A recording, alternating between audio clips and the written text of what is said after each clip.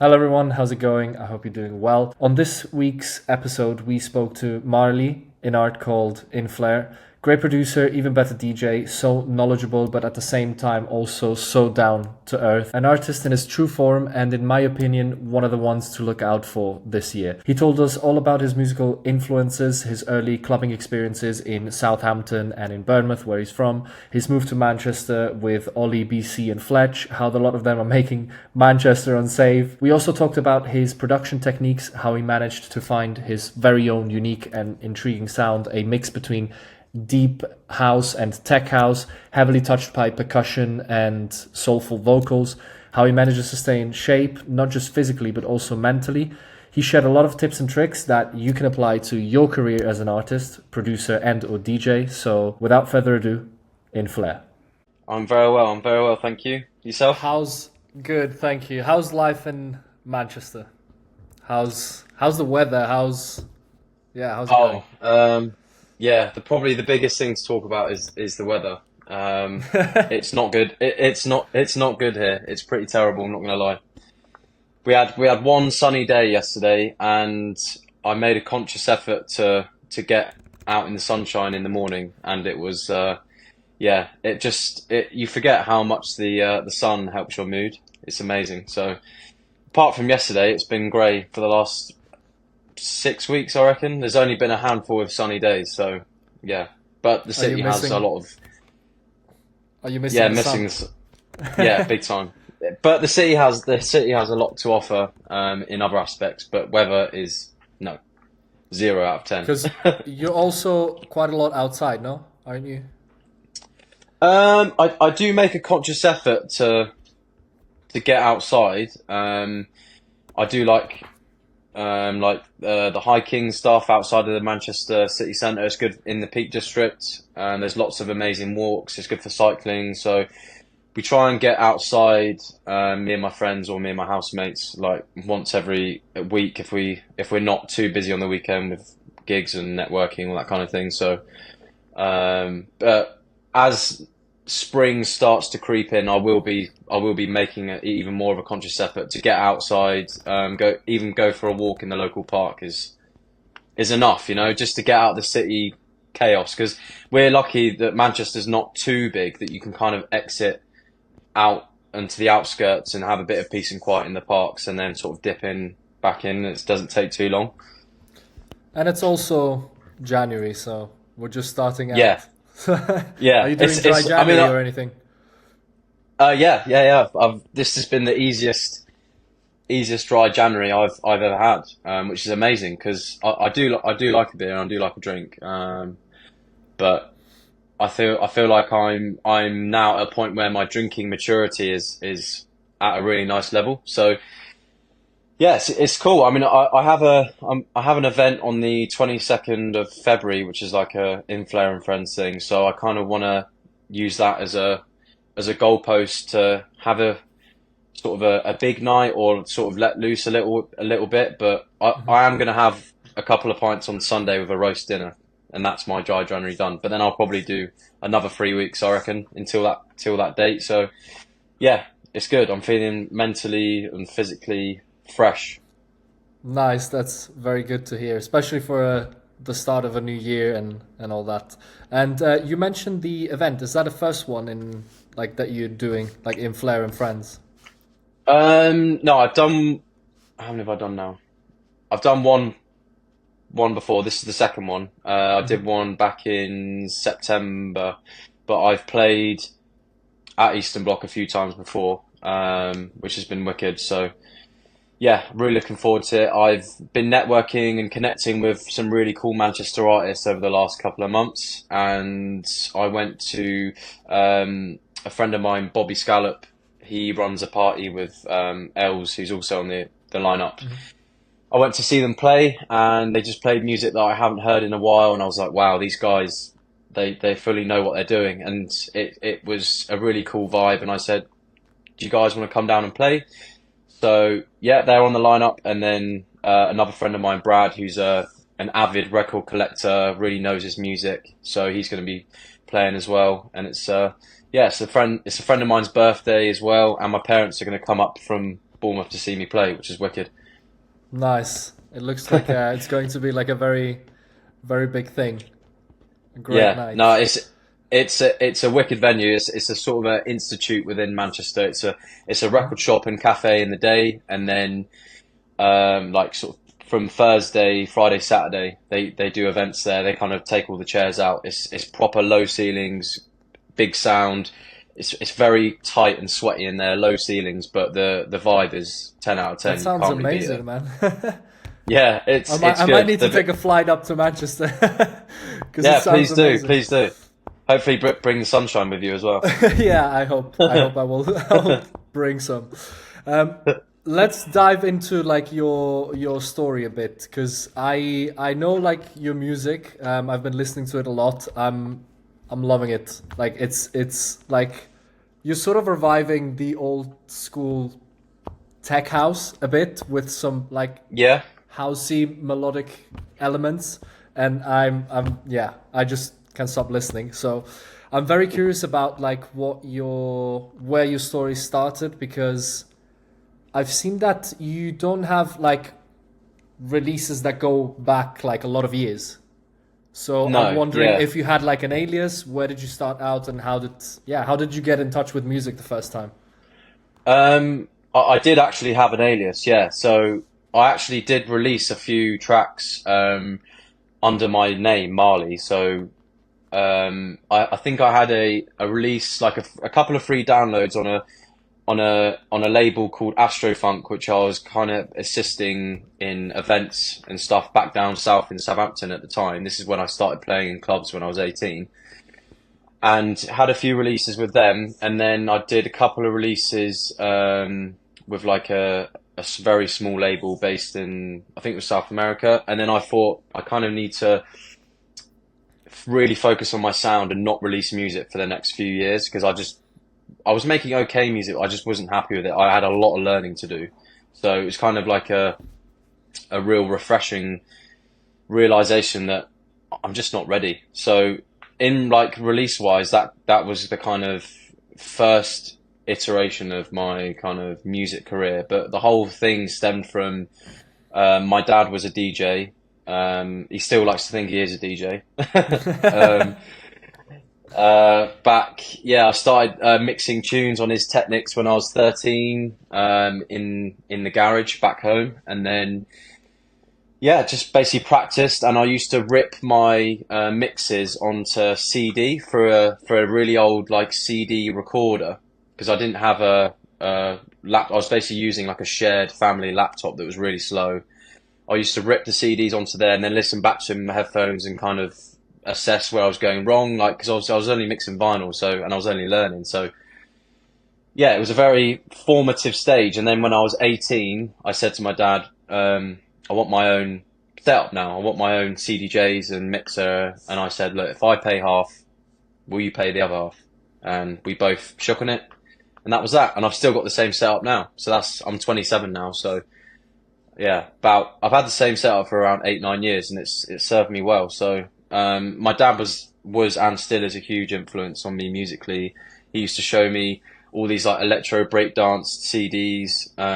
Like I've got all the Michael Jackson albums on vinyl and CD. Kool and the Gang, Jamiroquai. Like I've got Space Cowboy tattooed on my arm here. So if Wait, you can see that. go but no, you're kidding. Show me. Yeah, Oh man, that's yeah. amazing. So I yeah, love them so as and well.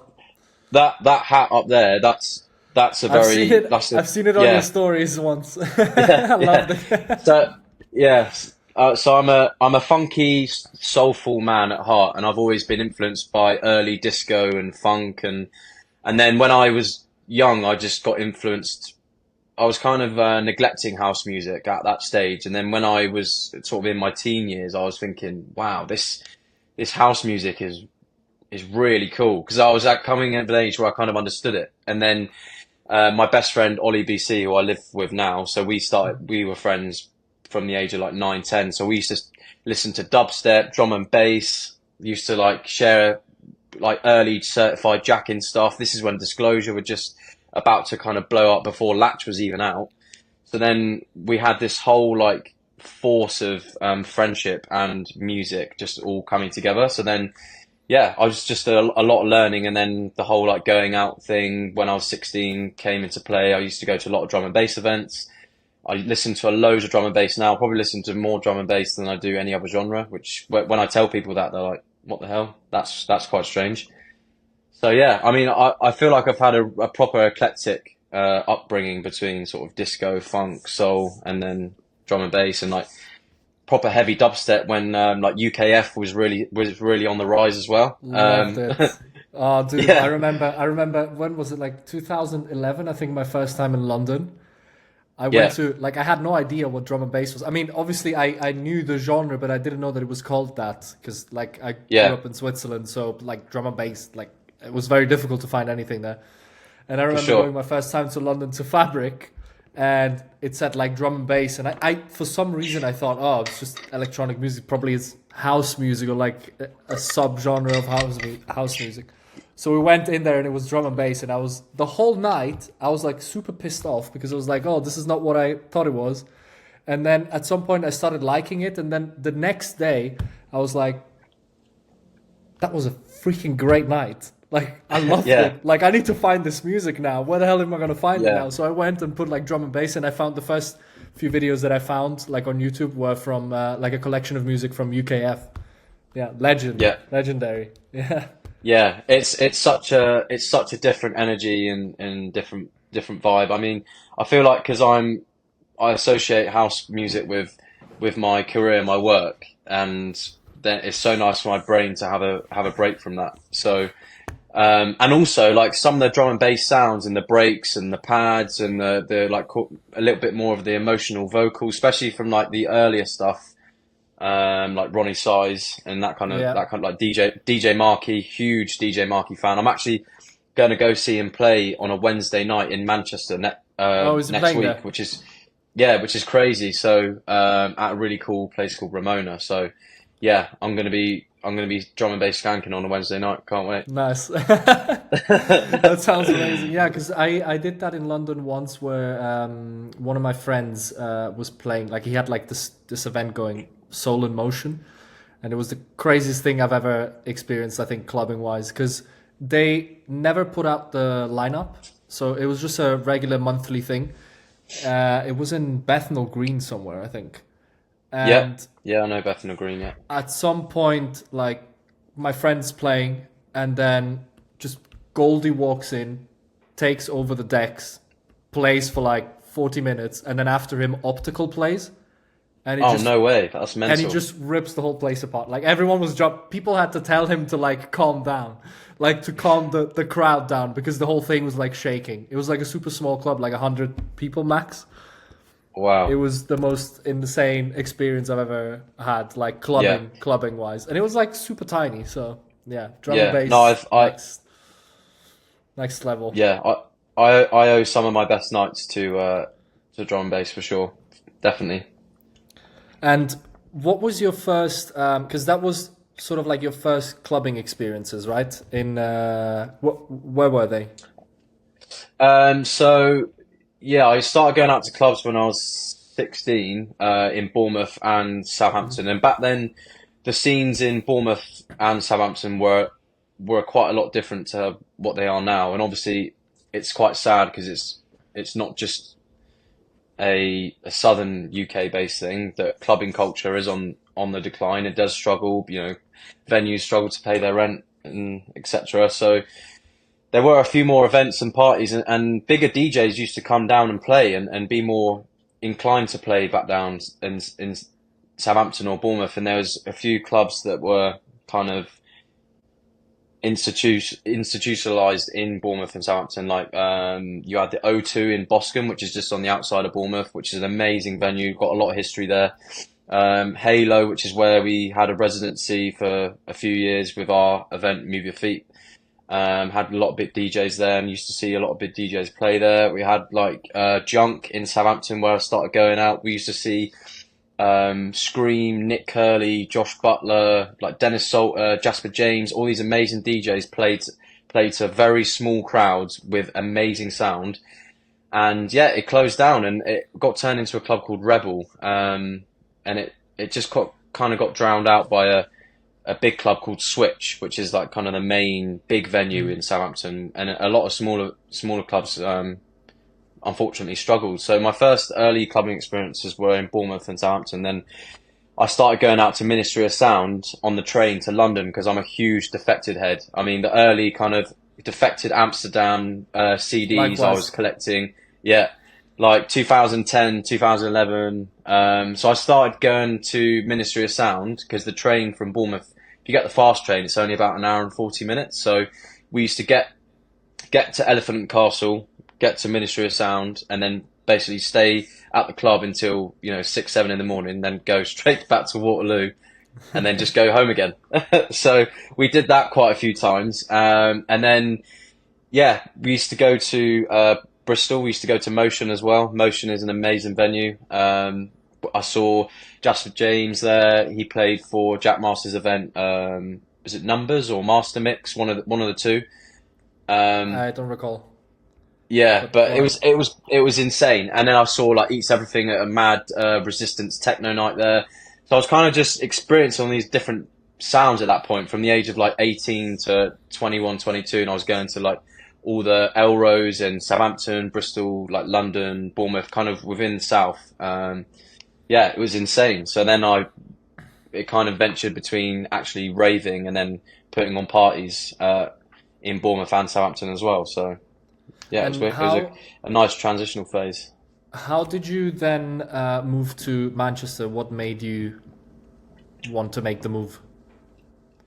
It was kind of because my best friend Fletch, who I live with, he made the move about 3 years ago now, and I just wasn't ready to make the plunge, like financially, mentally, or kind of socially. I guess I still had a few things that I needed to get done back home. So, but then I used to come up and visit with Ollie, who also I live with, and we used to visit and kind of get a taster of what it was like, and then go back down south and be like, oh, it's just so different. There's a proper culture there, and there's people give back to the community, and in Bournemouth we kind of did all we could do at that point with the event we were running, and the scene was kind of in a bit of a lull, and we weren't really getting much back. And this is when we kind of were starting to make decent music and getting a bit of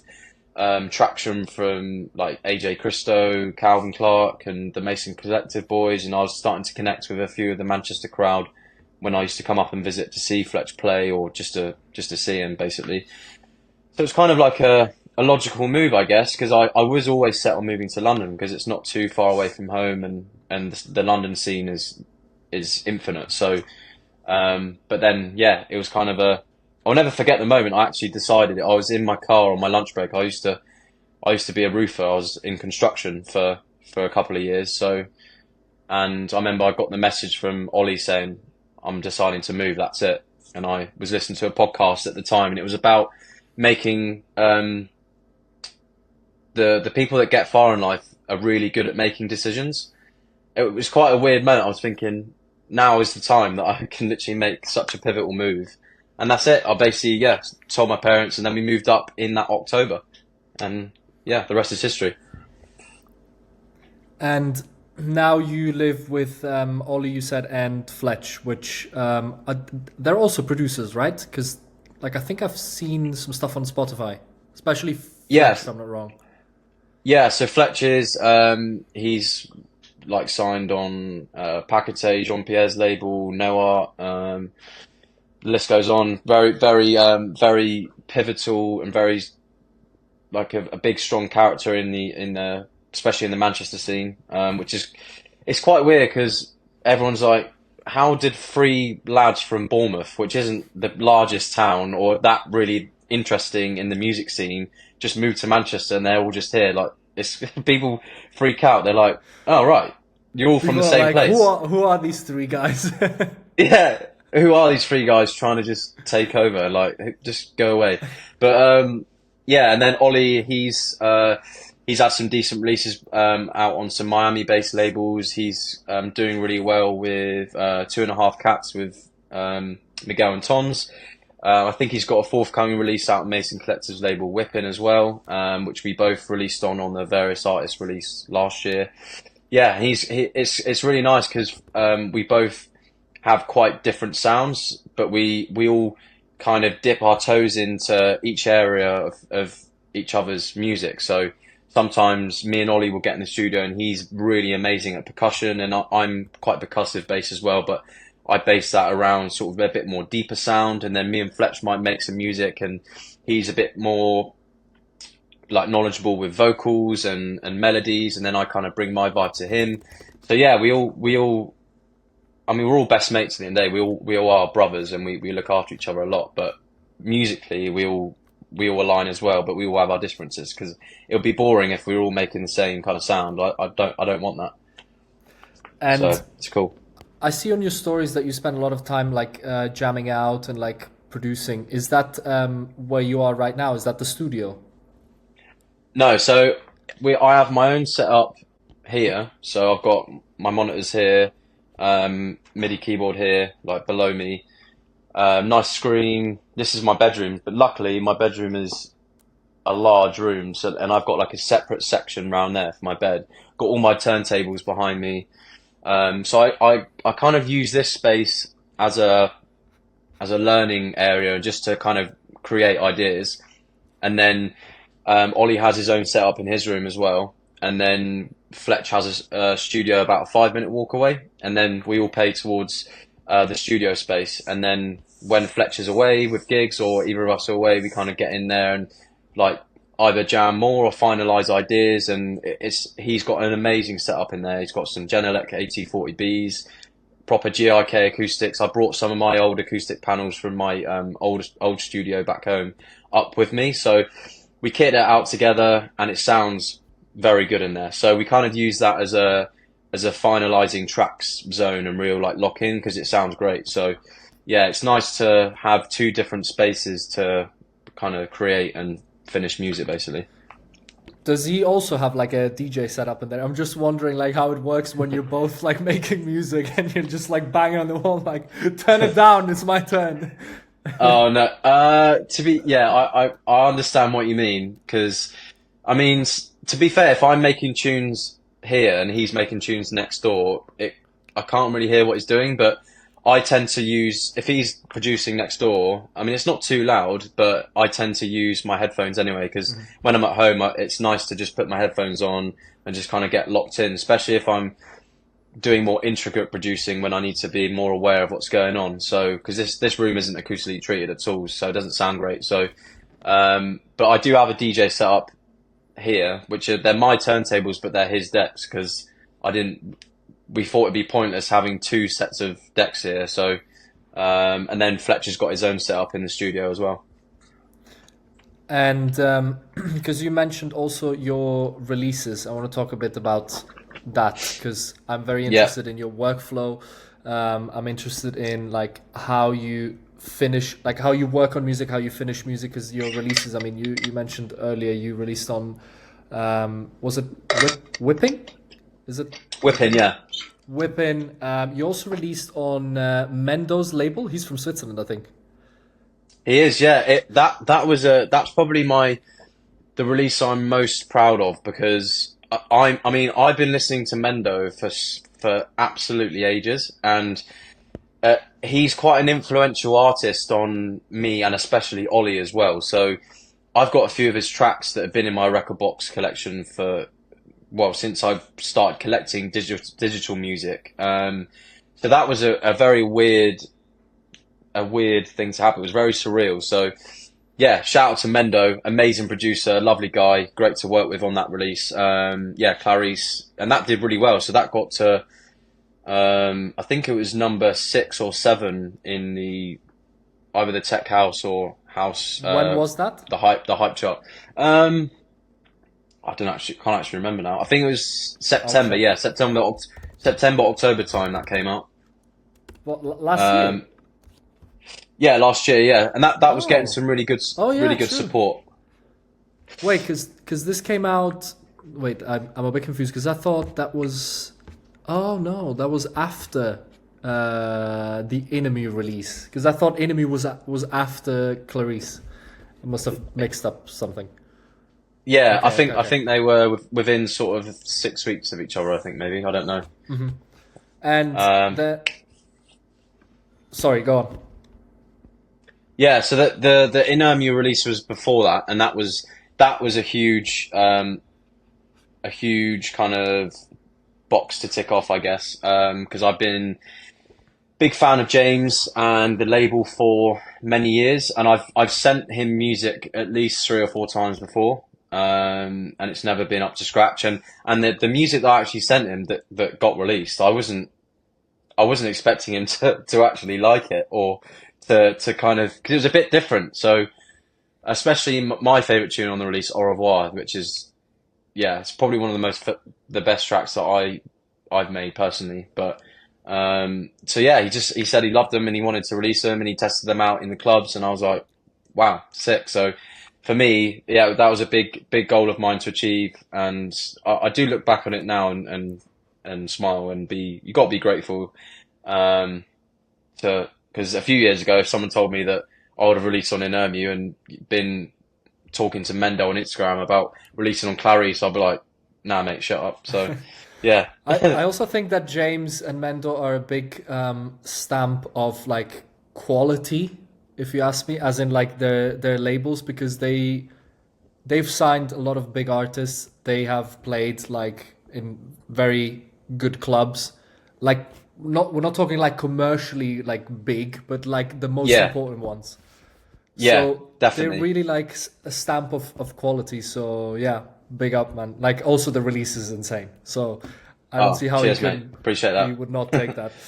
So yeah, let's get into production, like your workflow. So tell me a bit what your typical day or week looks like, because you're also working. You mentioned last time we spoke. Yeah, yeah. So I am working as well. So I mean, I've I've been very lucky with with the position I'm in now. So I am a manager of a DJ shop. Shout out to Bop DJ. If you're ever in Manchester or anyone that's in Manchester, come down to Bop DJ. I'll sort you out with some equipment. So I'm now a manager of a DJ and music store in Manchester City Centre. I've been there since December 2023 a few months after I moved here. So yeah, so I work there full time. I work there 5 days a week. Usually work a Saturday because it's a bit of a busier day for business. And then I'll have a day off in the week. So in my morning or like daily routine is usually I'll get up around 6:30, 6 o'clock, go and train at the gym, and then I'll come back, either do some like sort of social media editing or some reading or just something to set me up for the day nicely. Um, so the workload when I get back from work isn't as much. So then I'm in the studio for at least a couple hours, sort of 4 nights a week after work. So yeah, it's quite full on, but it's just the way it is nowadays. Like you have to support yourself financially and be able to do your craft. And it's not been easy getting to this kind of daily routine and the discipline that I do have. It's been years of graft and understanding myself and navigating life and also navigating the industry without feeling overwhelmed. So yeah, I'm working full time and then I do music like most evenings, or I might have like an evening off in the week because I'm working in the music store. It's like music, music, music, music, and Yeah. I'm like, oh, I get home sometimes. I'm like, I just want to be just quiet, nothing, no noise, which is a blessing and a curse. And then on the weekends, I have a bit of a later session in the studio on a Friday night, and then if I'm not networking or DJing, usually on a Saturday, and then I might have a Sunday off. But it kind of depends. I try and put like enough pressure on myself to get work done, but not too much pressure because then you just end up blowing up, which has happened, and then I don't end up getting in the studio for a week, and productivity and well-being can go down, and then you're like, do you know what? It's better to be consistently good rather than occasionally excellent. So, that's what I say. How many hours would you say you spent in in the studio, as in like also at home, like just making music per Um, week? s- Like, per week, probably I would say anywhere between sort of 12 to 18 hours, depending on my week. I might do like a longer session. Well, the best day for me is when I have a day off in the week. So it's actually an amazing thing to have a day off in the week because everyone else is going about their business. So if I have a Tuesday or Wednesday off, I'll go and train, or I'll leave my gym work for that day. I won't even go to the gym. I'll just sort of wake up, have a nice slow morning, and then I'll do like a solid 2-3 hours in the studio, a little break, go for a walk or whatever, and then I'll go back to the studio for another 3-4 hours in the evening. So, and that's my solid day. I might do the first block for like mixing a track down or getting an arrangement done, something like that. And then I might dedicate 2 hours to social media, like making a video with my vinyls, or go to a record shop, then come back, film some content with that, and then I might do like an hour jam after that, just to try and break it up, because I find it quite difficult to sit at my desk and just sort of like work on one thing for 4 or 5 hours. I like to break things up. So yeah, and then in the evenings I usually get home after 6, and then get in the studio around 7ish, and then work until 9:30, 10. It depends how tired I am as well. Because the other night I got in the studio around 7, then I worked until 10 with like just pure focus, and I made a really cool idea. I was like, wow, that hasn't happened in a while. So that was really cool. But then some days I get in there, like last night I was mixing down a friend's track and I was struggling to concentrate. Got to about an hour and a half in, and I was like, I'm just calling it a day. Burnt out. So yeah, and it takes inner sort of knowing yourself to know when, do you know what, I'm actually doing the track injustice and I'm actually doing it harm right now because my ears are tired, my brain's fatigued. So it's just better to just draw a line under it and just work the next day. So you, for example, in a week you would start, for example, on a Monday with just like ideas, and then on a Tuesday you would start like arranging the thing, like building the first drop.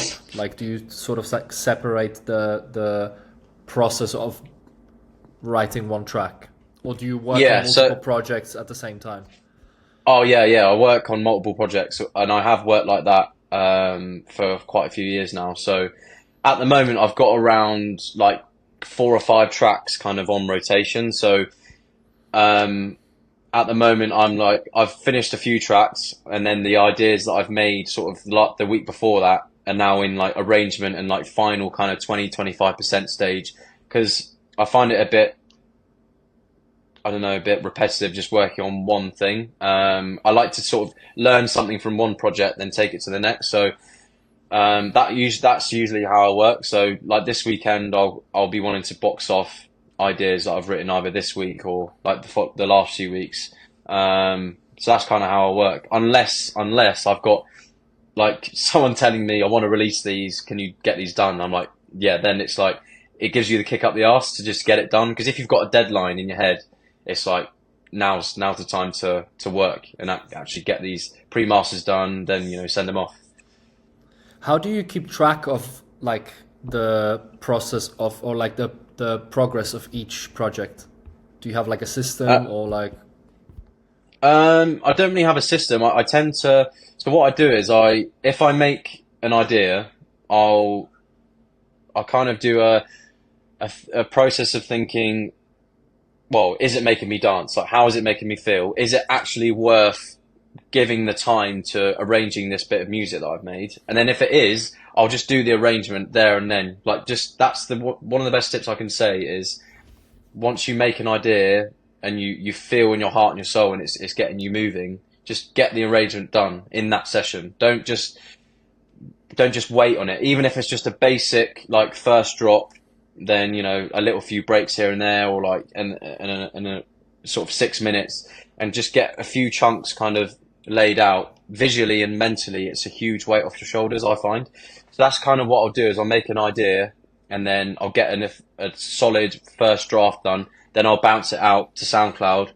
Then I'll just leave it, listen to it the next day, either in the gym or at work, see how the mix down's sounding, see how I'm feeling the next day, because I might not feel the same way. Or I'll send it to Ollie, I'll send it to Fletch, say, look, what are you thinking? And then I'll let that settle for a few days. Then I'll go back and sort of do like effects, automation, certain things like that, and get it to sort of like a playable state. Then I might send it out, not fully finished. I've seen some of my tracks. For example, Josh Butler played one of my tunes a few weekends ago when I went to see him play. It was nice to say hello to him because I haven't seen him in a while. But he played one of my tunes that is completely unfinished, and I sent him about 2 years ago, and I heard it come in. I was thinking, it sounds a bit like mine, and then I was like, 30 seconds went, and I was thinking, oh, it is my record. And he's like pointing at me from the booth, going, "It's your tune." I'm thinking, "Oh yeah," and then it goes off, and the mix down is not done at all. The automate, because I've actually went in the studio the next day and I listened back to it and I was thinking, wow. I mean, it still went off, but the mix down is not done at all. It's just a rough demo.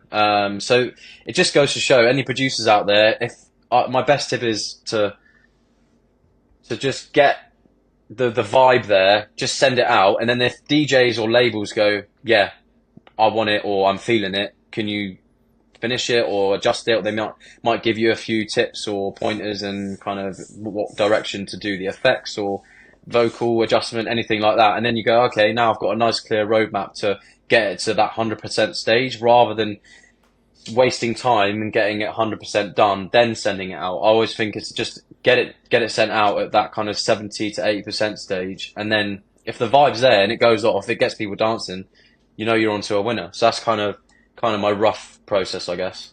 Let's talk a bit about one particular thing that I love in your music, and that's percussion. And I was very surprised when you showed me how you actually make your percussions. It's basically like MIDI. It's programmed MIDI, but it sounds so natural. Like, how the hell do you do that?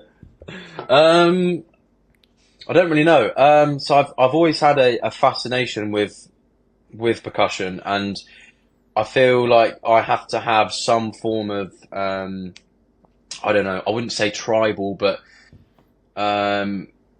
some form of human foundation, like a live sounding thing, whether it's live percussion or like live snares. I love that kind of human feeling to music, and especially my music. So I do tend to combine, like I showed you, like MIDI percussion to feed off live sounding loops, and then I'll resample loops straight away in the project, and rather than trying to find other sound source, I'll just keep that kind of going in a fluid motion from one sound to the next. And it's about using different kind of tones, because if you listen to bongos and congas, they are very tonal, so they will have a specific note or pitch. So I like to almost use my percussion as melodic information, I guess. And that's how I think of it in my head, because whenever I hear tunes that really, really make me dance, there's always like a nice little loop in there, or like something that's just repeating, and it's 9 times out of 10 it's percussion. I remember there's a tune by Archie Hamilton, and it's called Birds of Paradise, and it's a remix, and I've got it on vinyl actually. It's one of his early releases, and the percussion in that is just like this kind of bed. It's just looping. It's kind of it's hypnotic. So that's what I try and do. I try and feed this kind of hypnotic loop with my percussion, whether it's with MIDI or with loops. But I'll tend to just pitch things in a strange way, in an unconventional way, to see what happens. And definitely using different swings and velocities and different forms of percussion. And using filtering and resonance can really find these like specific points to highlight. So sometimes I'll filter something down, and I'll get the kind of high cut and really boost it, and then just see, because you'll get these weird kind of textures out of drums, and then you can kind of position it in your mix, and people are like, what is that sound? And then you're like, oh, it's this. It might be something completely random, like a texture from an atmosphere, but because you've boosted this frequency area, it makes it sound something completely different. So that's something that I like to do a lot with my drums, and also playing stuff live, like with my MIDI keyboard, whether it's on the actual keyboard itself, or I do have some drum pads, and I just literally stand up and I finger drum with it, and I feel like it gets my emotion and my feeling into the music a lot more, rather than just dragging loops in, because that can kind of get a bit boring. Yeah, because you're recording also yourself, like as a performer, as a Yeah, performance in within the music, and you do hear the difference when a human is actually playing something rather than actually programming.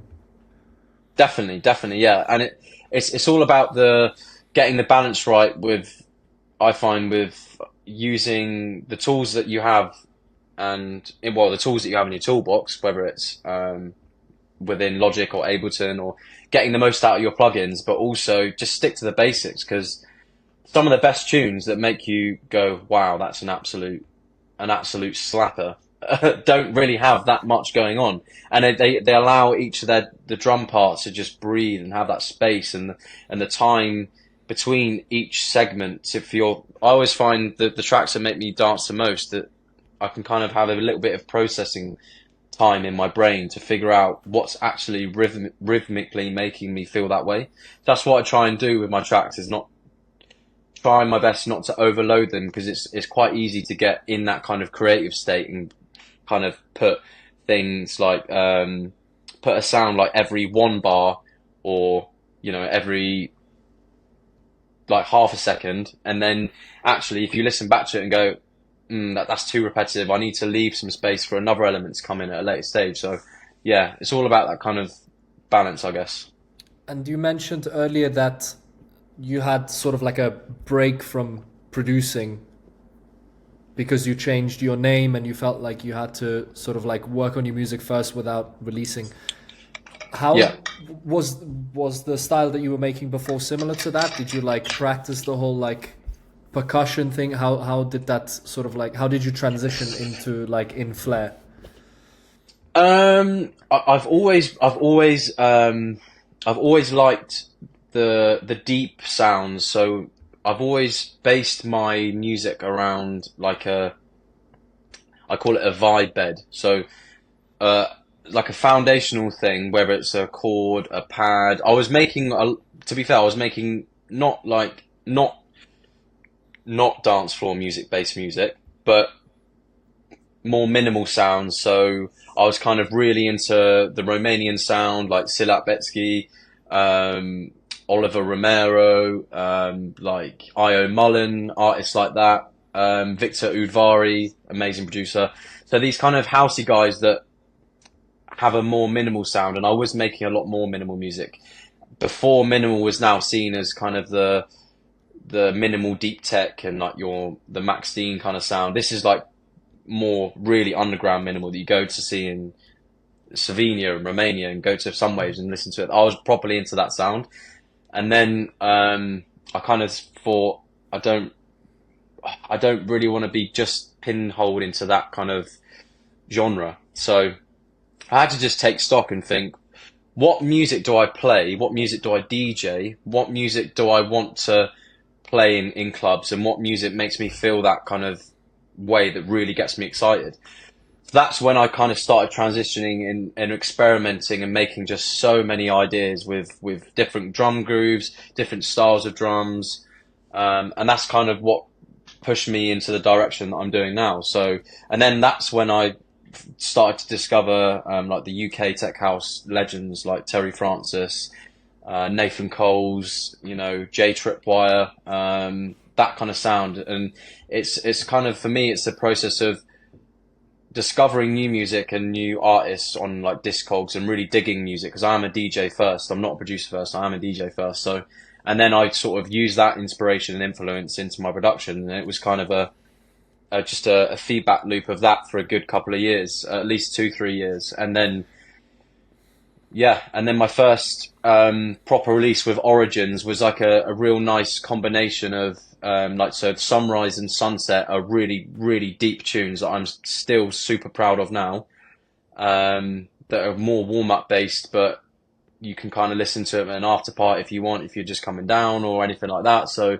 and then I made a breakbeat number as well, and I love breakbeat and like funky kind of live sounding drums, whether it's drum and bass or a bit more sort of like 140 pace. So I made that, and then the main tune, Keep It Real, is more kind of pumping club tech house with a bit more of an organ sound in there. So that was a real pivotal moment. I actually made those tracks about 4 years ago. So there you go. Did you make a lot of, pardon the word, crap before you? Did you have to make a lot of crap first before you started making like something that you liked? Hell yeah. Hell yeah, man. Hell yeah, brother. Yeah, I mean, if anyone's interested, I mean, I might actually do it on a social media post. I think it would be quite vulnerable and quite funny actually, and also inspiring to people who are in that pit of learning, and you get so frustrated at yourself because for instance, you might make one tune that's half decent, but then 9 other tunes or 25 other ideas just aren't up to scratch. So your hit rate is much less, but that's just the way it is. You've just got to go through that stage, and there's beauty in that because each time you get in the studio, even if it's really frustrating, there's always something. If you think about it deeply, or if you kind of evaluate the next day, or think, oh, even though I got really peed off in that session, there's still something that you learn, and there's still something positive to come out of it. And that's just the way it is. Now, I mean, if I went back on my SoundCloud, which is where I upload all my ideas from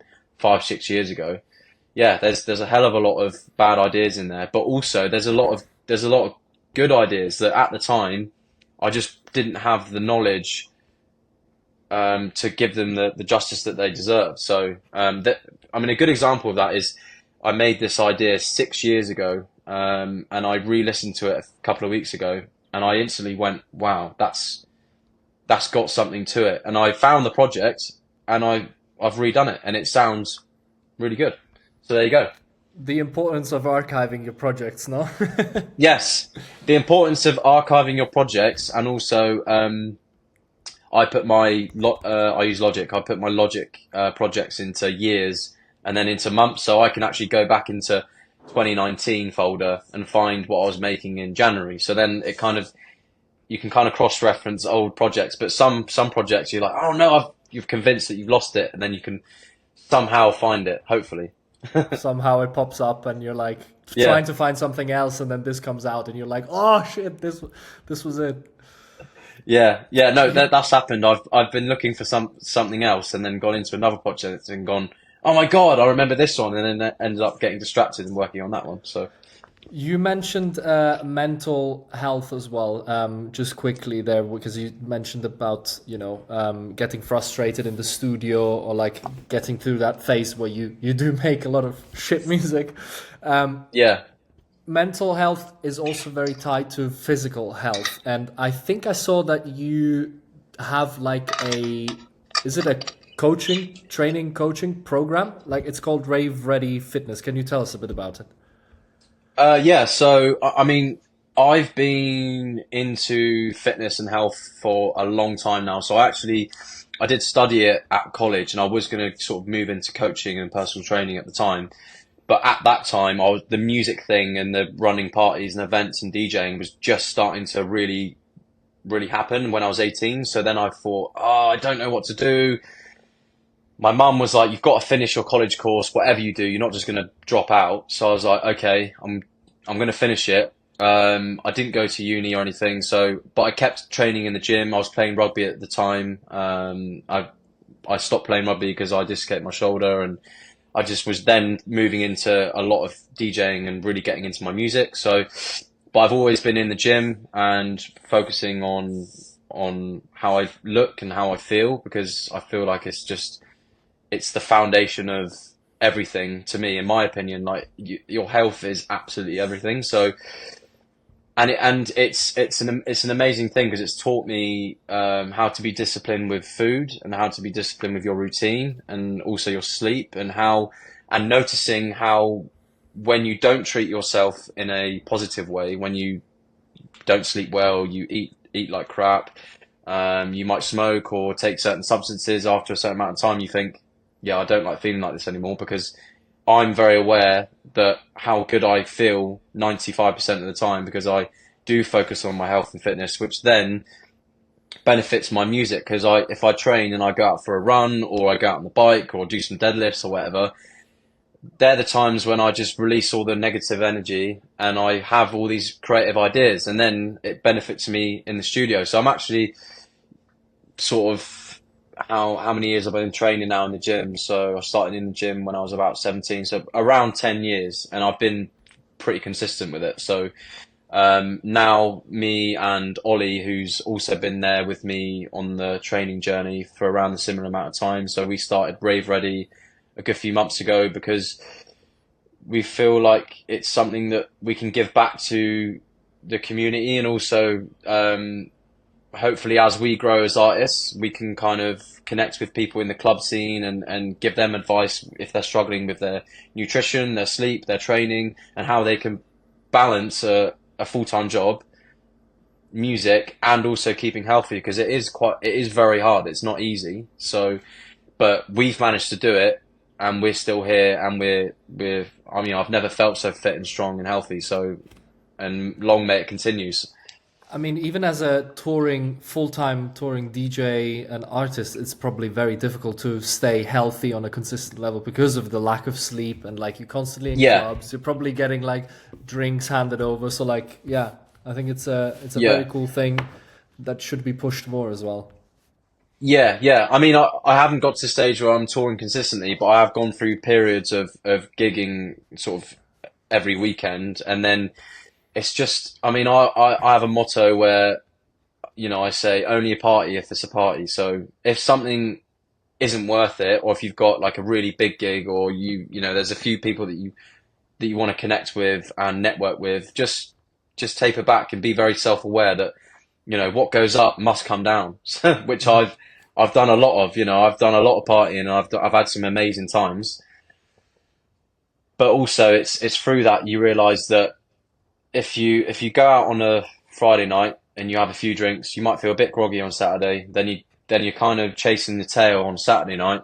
If you've got a gig, then you might have a few more drinks to kind of balance out, and then one thing leads to another, and then you're an after party, and then Monday, Tuesday, Wednesday, maybe even Thursday, your mental clarity and your dopamine, your serotonin levels, all these things are going to be down here, All and over then the that can place. affect your sleep, your anxiety, your music, your eating habits, everything. So obviously you can't just be a monk and be hashtag or quote unquote boring, but yeah, you have to just pick your parties and be aware. So, I mean, for instance, went to see Josh Butler play.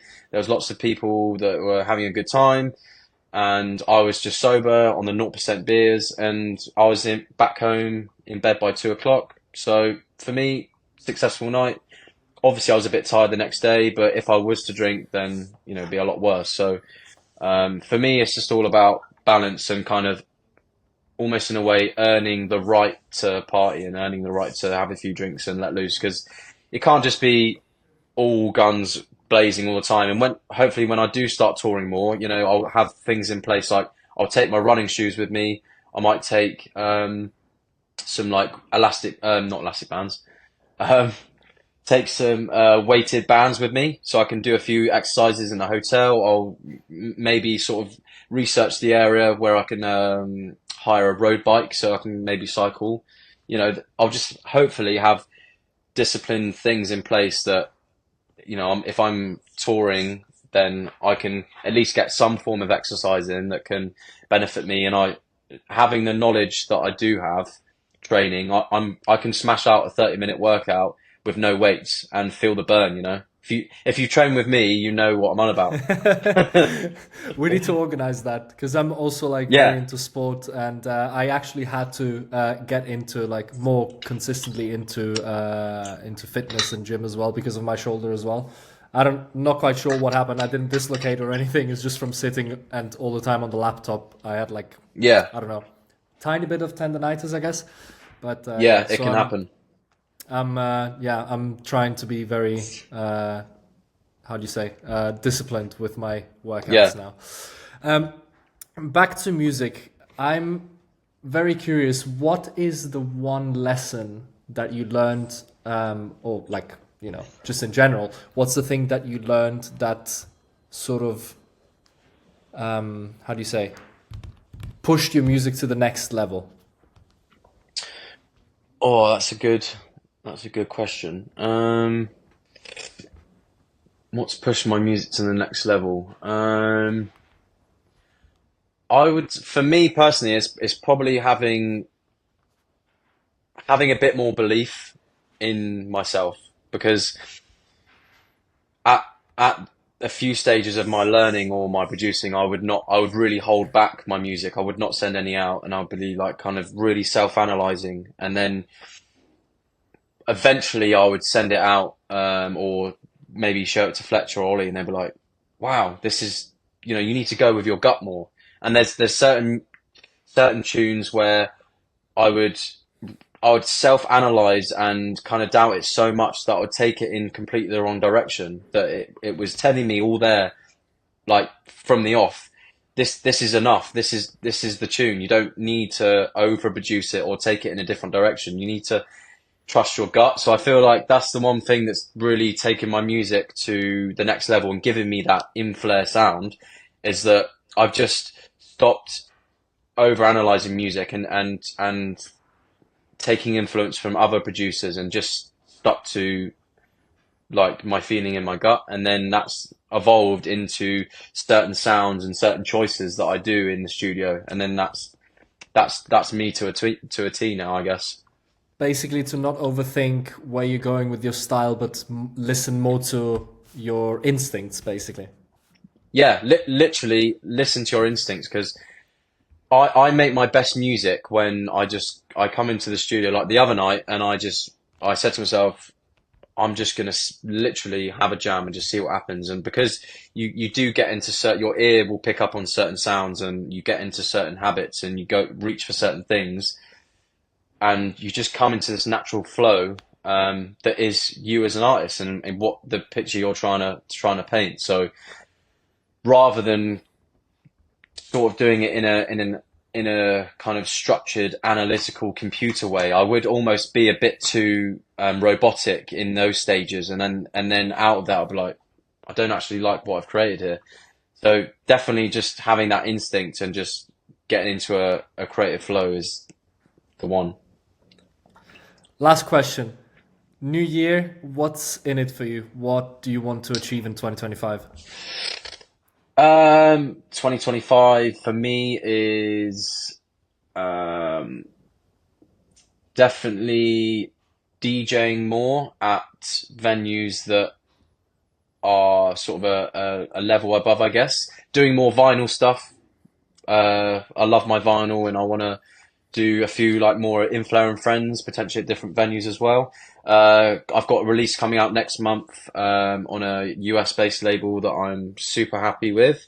So that's definitely coming obviously this year. I'm working hopefully on another Origins release, and hopefully another Inermu one as well this year. So shout out to James and Josh for supporting my music and believing in me. So and going out to Miami Music Week in March with Ollie and Fletch. Going to go network with some US based artists and promoters. So yeah, and I don't know, I guess get a deeper understanding of myself as an artist, and just iron out a few bad habits, because we will have them. Just so I can keep things rolling, keep things consistent, and not get overwhelmed, and also take a step back a few moments throughout this year, and kind of appreciate where I am in my life, and be grateful more, I guess, because yeah, life is a blessing, so we all got to take stock now and then. Mate, this conversation has just flown away, honestly. Like, we've been talking for 1 hour now, and it felt like 20 Yeah, minutes to me. I know. It has It's been such a great chat. No, brother, you're an amazing person, and I thank you.